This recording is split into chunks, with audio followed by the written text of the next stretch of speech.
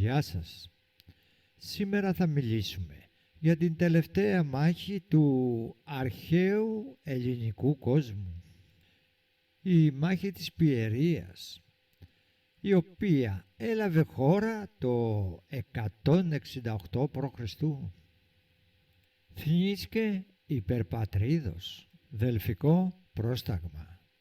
Η μάχη της Πίνδας εστίν σταθμός στην αρχαία ιστορία των Ελλήνων, διότι μετά τα γεγονότα όσα διαδραματίστησαν στη μάχη, η Ελλάς κατελήφθη από τους πράγματι τυχοδιώκτες και τυχάρπαστους Ρωμαίους. Το 178 πεθαίνει ο βασιλεύς της Μακεδονίας και πάντων των Ελλήνων, Φίλιππος ο Έψιλον, ο οποίος ευασίλευε από το 221 π.Χ. Στον θρόνο ανεβαίνει ο πρώτος ιός αυτού, θρυλικός και πανελλήν, Περσεύς ο Α. Ο νέος βασιλεύς ήτο ήρεμος και ήπιος, μα και γενναίος, ικανότατος ο στρατηγός, με άψογον παράστηγμα και τέλειος ως πολιτικός. Οι Έλληνες τον ηγάπησαν αμέσως και στο πρόσωπό του έβλεπαν έναν νέον Αλέξανδρον. Δεν είχαν άδικο, διότι ο πατήρ του πριν πεθάνει του έθεσε το πρόβλημα των Ρωμαίων και τον τρόπο αντιμετωπίσεώς τους, ούτως ώστε να μην υποδουλωθεί η πατρίδα του. Ο Περσεύς εκκινήθη επιδέξια στο πολιτικό αγώνα εναντίον των Ρωμαίων και έκανε των φίλων τους.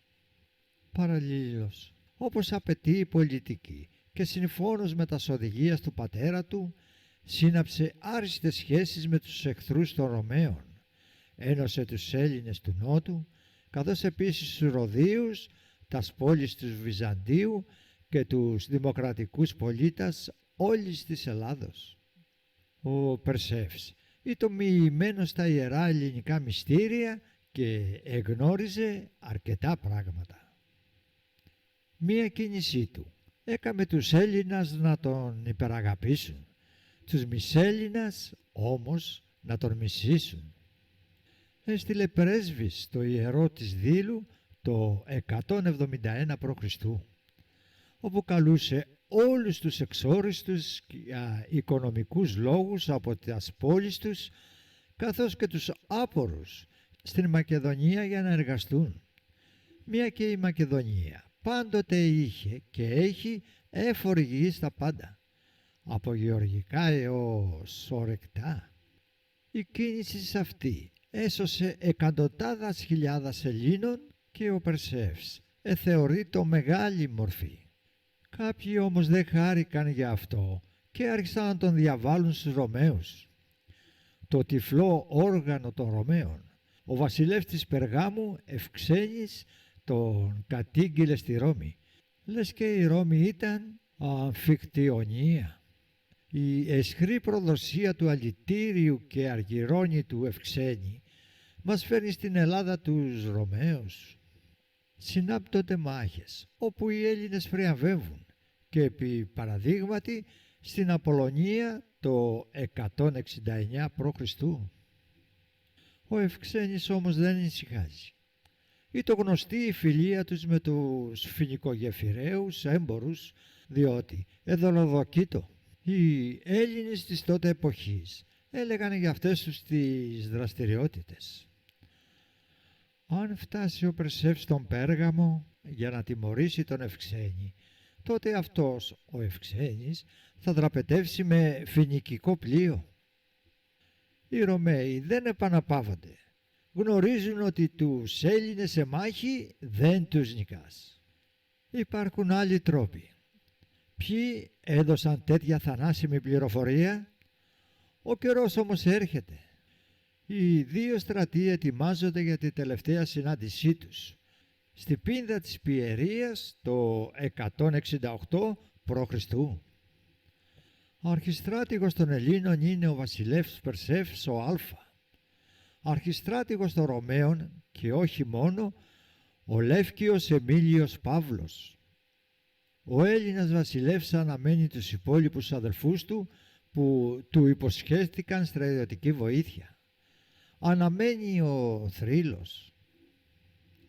Οι Μακεδόνες ηττώνται από τον άσημο Εμίλιο και ο θρύλος των Ελλήνων.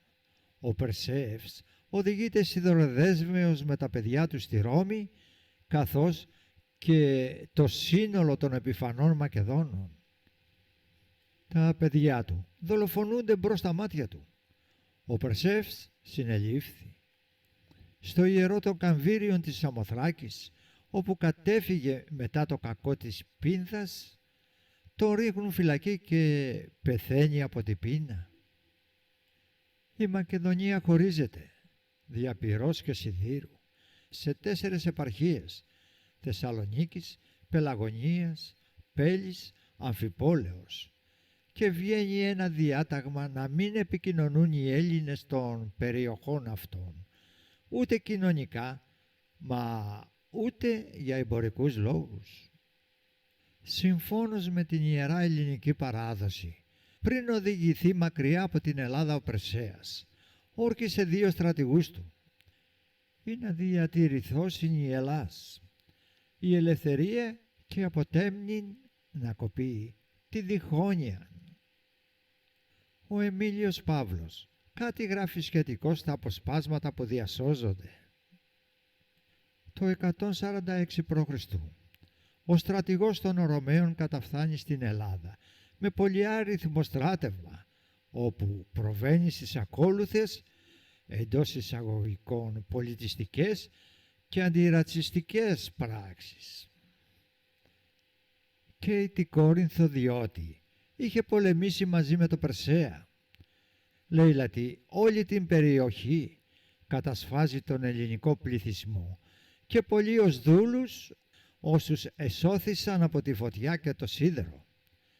Η μεσημβρινή Ελλάδα κατέστη ρωμαϊκή επαρχία με το όνομα Αχαΐα.